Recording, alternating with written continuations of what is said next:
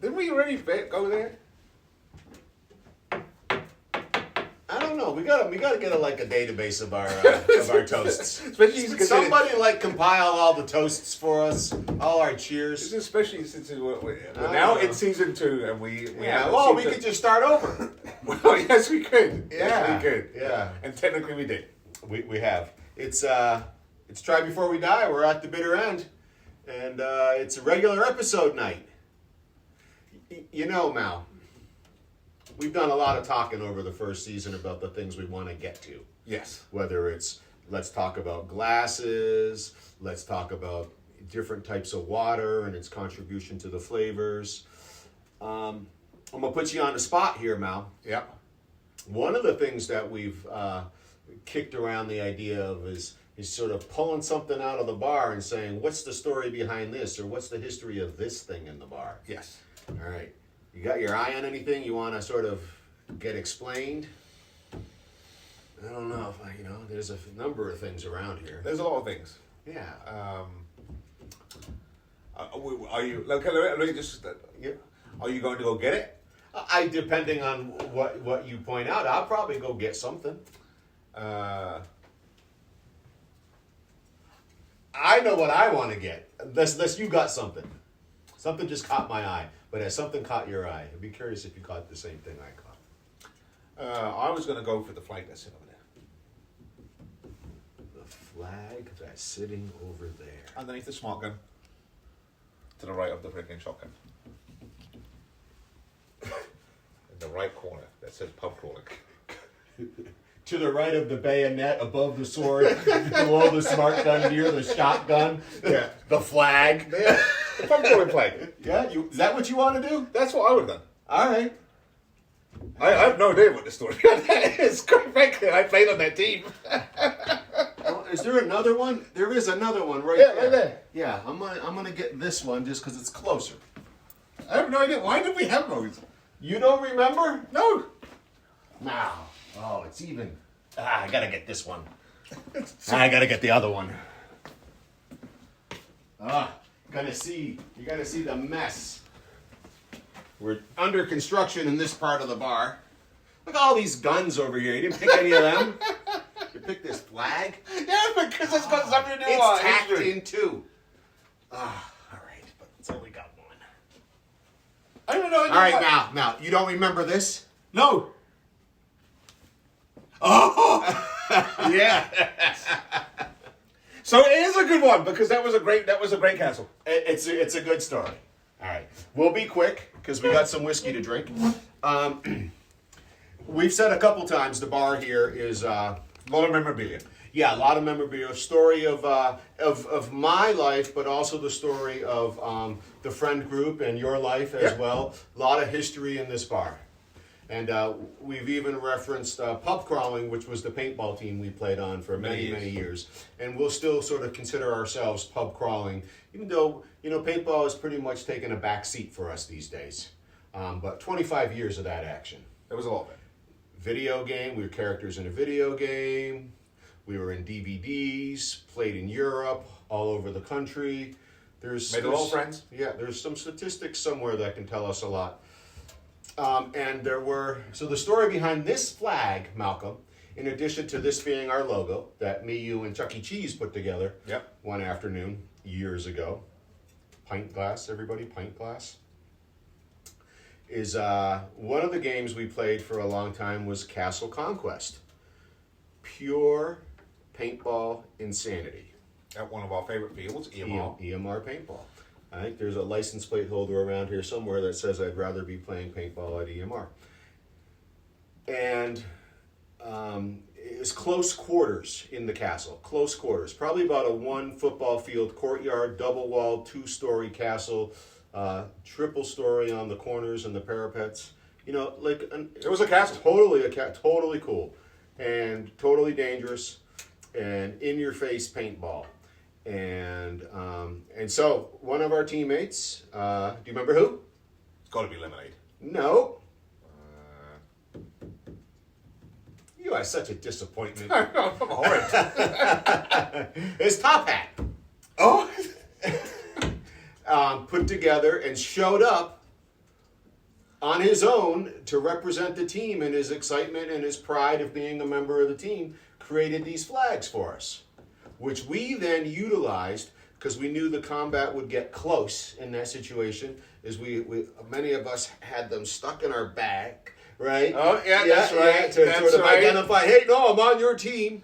And then, because once you breach the castle walls, you'd be shooting out windows about yay big, and you just stick the flag out so that they'd be like, no, got a friendly in here. That's right. It was to designate where we were in the castle. Yeah. Wow. And so, I don't know how many more of these exist. This is a full intact one. And the one I was going to pull down first has actually been cut down. It's been sporterized. That might mean something to some of you folks out there. So we have a sporterized flag and we have a fully intact flag. Cameraman's loving that action, loving that word. It's a true word. So this may be the only fully intact pub crawling flag left. Ever. This has got to be from about 2000. This has got to be 21 years old. Oh, yeah, it was early in our career. Yeah, this is decades early in old. our... Right, this was a super exciting time period for us as a paintball team. So that's the story behind the pub crawling flag. So I'm going to ask you, then, what were you going after? Well, we're going to do that another time. All right. Next time it'll be me. Was it in that area? It was in that area. But I will say this: it wasn't the bayonet, the shotgun, the smart gun, or the sword. but we can do those sometime too. I think yes. Yeah. Or even if we did a show where we were there, so we could actually explain what was going on over that area, because in that area alone, there is a couple classics Yeah. From our paintball history. Yeah, I don't even want to say the other things that are over there. It's just an exciting stretch of wall. All right. So I'm just gonna go ahead and put this over here. We'll see if it stays in the shot. Who knows? normal show. Regular episode. Yep. Try before you die. Mm-hmm. It's me and my buddy drinking scotch in his bar. For sure. In his basement. I don't like that word basement. This is the ground floor. We have full windows. Oh, okay. We have full windows. We have a walkout. We're on the ground floor. So we're back in England. Ground floor, first floor. Yes. All right. Yes. Ladies' lingerie. Great blouses. show. Great show. Yes. Are you being served?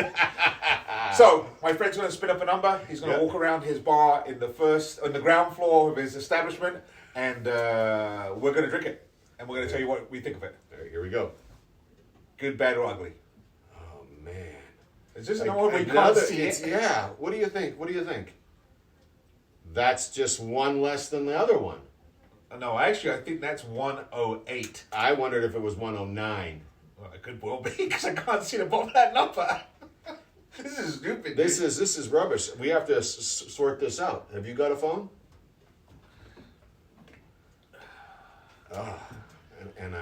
So we're going to try one last thing. See, the problem is on random.org right now, it's cutting off the bottom half of the numbers when it generates the number. So we're really having a hard time seeing. So we were in the 100 range. We were in this part of the bar. Have you got it? All right. So what am I doing there? All right, so scroll. Yeah. Max. Oh, Max. you're screwed too. Never. Here, watch this. Yeah, okay, never. What did you say? Never. Watch this. Oh! Yours is working good. And we don't have to move. Yeah. 58 is our confirmed number. And we weren't sure if it was 100, 108, or 109. So we've gone to a number we can see, 58. It's behind us because we know this shelf holds 75 bottles, but right now we happen to know this shelf holds 73 bottles because we have 2 empties. So we are 15 across. 30. No blanks. Yeah. 45. 49. 50. 1, 2, 3, 4, 55. It's right over here. Stop looking! Fuck yeah. Ooh. Hells yeah! This is exciting. This is a great bottle of whiskey. I've only ever had one of these before. Oh, I know the family. You know the family. Go grab it.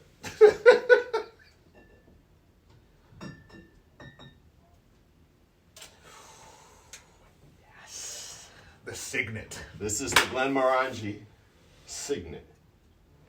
This is a quality bottle of whiskey. I've been after that one for a while. I mean, and they don't give this one away either.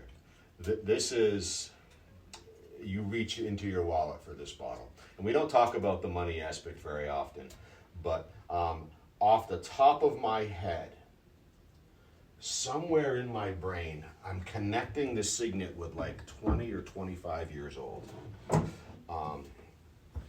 Because what we know is Glenmorangie has their, they're extremely rare at 18. And the Signet, I feel is an older expression. Oh boy, Glenmorangie.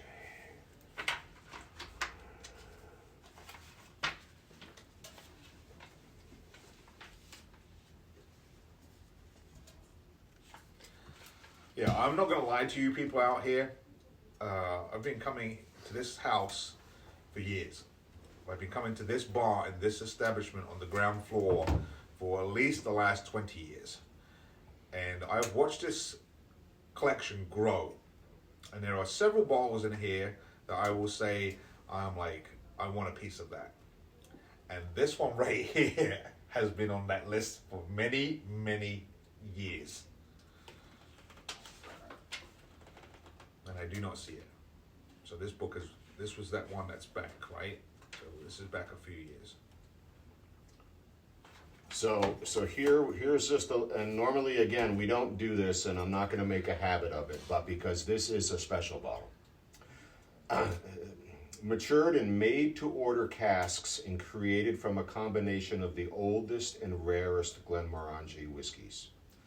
So this is a blend, and this is exactly what I thought it was. This is a blend of single malts from Glenmorangie. So this is a single malt whiskey, but it's a marriage of some of their finest, right? And so I believe I have read somewhere in that 20 to 25 year old range are the whiskeys that are the contributors to this bottle of whiskey. So basically what you're telling me is they took the creme de la creme of their lines and then created this. Yeah. And we get to drink it. Yeah. I'm going to need you to put a credit card deposit down before you open this bottle. Because I was just reminded how deep the wallet had to open for this one. That's the advantage of being the co-host of this show. The cameraman's loving it too. Yeah. Oh yeah, he's been licking his chops since you pulled the bottle out. Woo! Yeah. No, it's super exciting, and that's the point here, folks. Is at any point it's game over for any one of us at any time, and if you have an opportunity to experience things, you should experience them. There's some sort of a thing like now is the time to have the good wine, right? What are you waiting for? Right? Correct. And so we put this together because we're done waiting. And so the Glenmorangie Signet, the finest and the rarest single malts from Glenmorangie married together. And it's such a unique bottle, Mal. You see how it's like a half and half, right? Yes. Or a black and tan. Yes. Right? Right. You can see a little bit at the bottom of this reddish golden, and it just goes to this dark up top. It's just definitely a fade. It's a beautiful package. It really is. It's a very pretty bottle. 46% alcohol.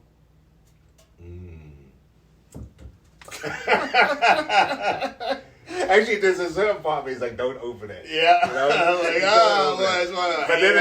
But that's been booted in the head. Yeah. So open this thing. Right, and so again, here's the idea that we're really doing this, right? There are no other bottles of this in this bar. No. This is the only bottle of Signet.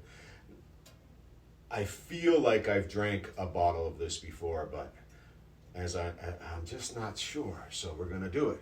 We're gonna do it.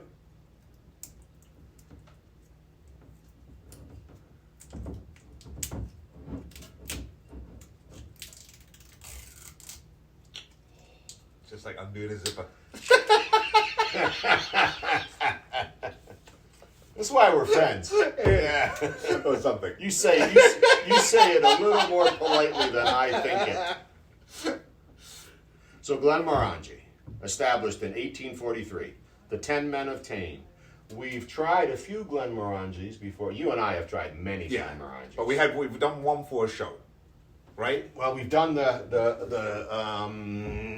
sweet one, the Milchon. Yep. I thought that's the only one We've done the Dutak. Oh, that's right. Yep. Yeah, and I feel like there was one other one. There's a cad ball opened over there, but I think you and I just opened that as a... Let's just drink it. Yeah. Oh, and a 2-sale we opened. They have an extensive range. But I think we've done. Okay, so we've done 2 for this show. I think we've done 3. I think we did the 2-sale as well. Okay. This is the top end of their regular releases. They do some pretty rare stuff, you know, a 77 or a 69 or something like that. Where they'll just pull one cask. But in terms of the regular releases, this is the top. Yes. And I will say this, and I ask this as a favor. I have a friend, Amy, who is a huge Glenmorangie fan. Yep. And she's out in Rochester, and I figured as soon as we talked about it, and I think I've discussed it with you, at some stage when things get back to normal, I want to get her over here. It'd be good to see her. But if she does come here and that bottle happens to be around, I will ask you to pour her one of those. I'd be happy to.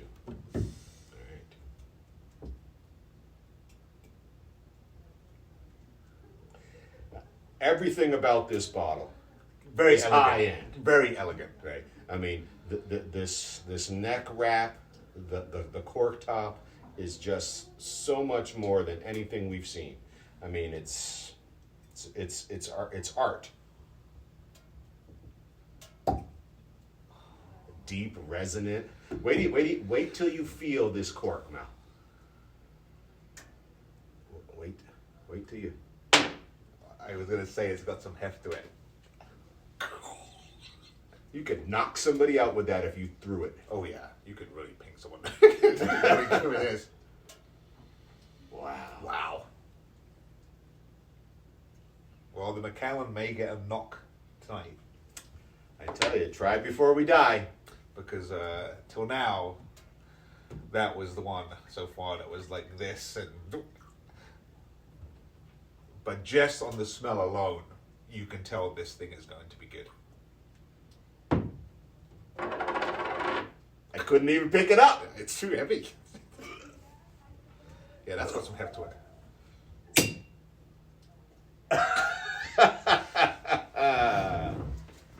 This is exciting. Yeah, this one's that's quite the ball. Just what they've put into their presentation, right? It's just wow. I see here, Malcolm, actually, we've noted sometimes I can find secret spots on the bottle. Yep. This bottle has been in this bar since 2015. So this has been here for 6 years, waiting for this day.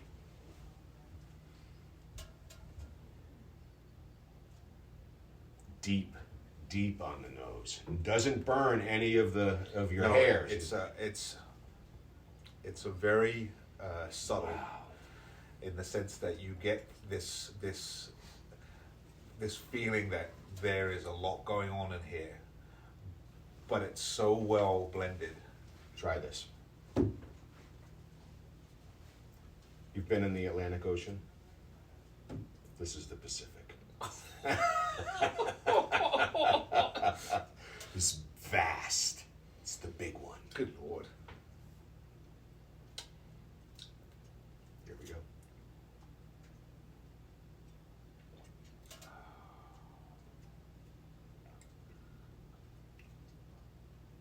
Holy beep. I missed the beep earlier. Yes, you did. The beep missed me. The Macallan now has a horse right with it. It's striding right along. It is. That is probably, out of all the scotches we've drank on show, and just in general, That is a very elegant drink. Dark cherry. Yeah. Deep, dark cherry. Yep. I could roll with that. But that is an elegant drink. That's right there with the Macallan, without a doubt. Those horses are down that stretch, and there is no discerning who's going to win this one, because this in itself is a complete package. There is no complaints. I don't even know how to describe it. It's that good. I want you to take another sip and think about that dark chocolatey cherry. Just think about that. Think about that flavor.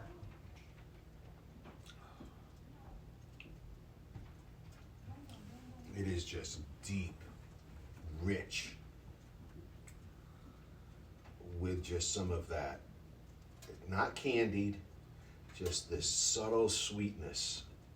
I mean, I'm just into this chocolate. You know, I don't know what that cake is that, you know, we've done a chocolate cake before, but this is like that cherry chocolate. This is phenomenal. I'm at a loss for words. I can't. Yeah. I got nothing. This is so well put together that it and I can't just use, it hits all the freaking tasting, or it hits all the notes. It is so well put together that I can't describe anything about it in the sense that, okay, I can pick up the sweetness. There's a little bit of bitter, but not anything that's going to be ruining anything for you. And it has this phenomenal ability to go down easy. It really does go down easy with all this flavor up on the front, and it just, that's ridiculous. it's just phenomenal. That's ridiculous. That's like, yeah, the Macallan, and this is now, there's two horses in this race. This is definitely 2 thumbs up. There is no words that really can truly, there's no words I can say that can convey how good this is. Again, I'm gonna get stuck on the deep chocolate cherry flavors, but I'm in agreement. Like I'm not finding like where else would I go with the discussion. It is just not a letdown. It's almost as if everything in this glass, as you taste it, is equal or exceeds this presentation, this fade glass coloration, this substantial corking, this neck wrap. I mean, what's inside is worthy of what's outside. I tell you one thing. What would be interesting, and I think would go and spur this on even more, is to be able to find out what they use to complete this blend. Yeah. Because, quite frankly, when you look at Scotches, Macallans, and then you got the Livets and Glenmorangie. Yeah. They have vast additions to choose from, right? Their ranges are large, right? Yeah, absolutely. But for them to pick and put together 5 and go away from being a single malt to a blend, then have the audacity to pull in something like this, cork it with that, and have a drink of this caliber. Yeah. Holy beep. Right. And again, you know, when we're using the language of blend, right? This isn't a blend. This isn't a blended Scotch in the traditional sense where, a whiskey from this, whiskey from that, whiskey from over there brought together to create something. This is a single malt Scotch whiskey, a blend of single malt Scotch whiskey from Glenmorangie, able to be labeled as a single malt Scotch whiskey, but it is a combination of several single malts from this distillery. And again, I think we're in the couple decade plus range of age in this bottle. That's superb. It is superb. It is a superb, I mean, you know, the truth is we just had a nice dinner here at the bar. Yes. And I think that is absolutely contributing to our experience of this, for me, this sweet cherry dessert finish. It's just unbelievable. If you could finish your dinners off with that every day, you'd have a good life. no doubts. Yeah. That's Another how glass of Signet, please. That is how good that thing is. It's just phenomenal. And like I said, I mean, I can't. I mean, definitely. My esteemed colleague over here, I agree. That deep dark cherry is definitely there, but because it is so good, I just can't find any words to describe what I'm tasting. There's just too much going on, or I'm just not educated enough to do this because it is so good. If you were fighting Mike Tyson back in the day, you wouldn't really describe what he did to you. He just knocked your ass out. Yes. What happened? What happened in that fight? It was over. Yeah. 1 minute it was there, the next minute it was gone. What about this whiskey? It's great. Anything else? No. It's great. This is a great glass of whiskey. Yeah, this is phenomenal.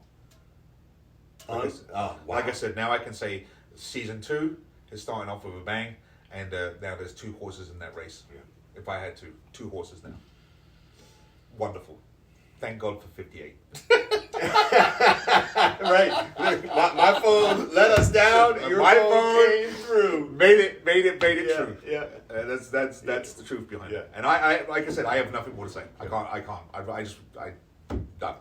So we're going to wrap this one up with the idea that I think in our last bonus episode, we talked a little bit about a trip to Chile that we took with Josh, with our friend from Texas who I... RJ. No.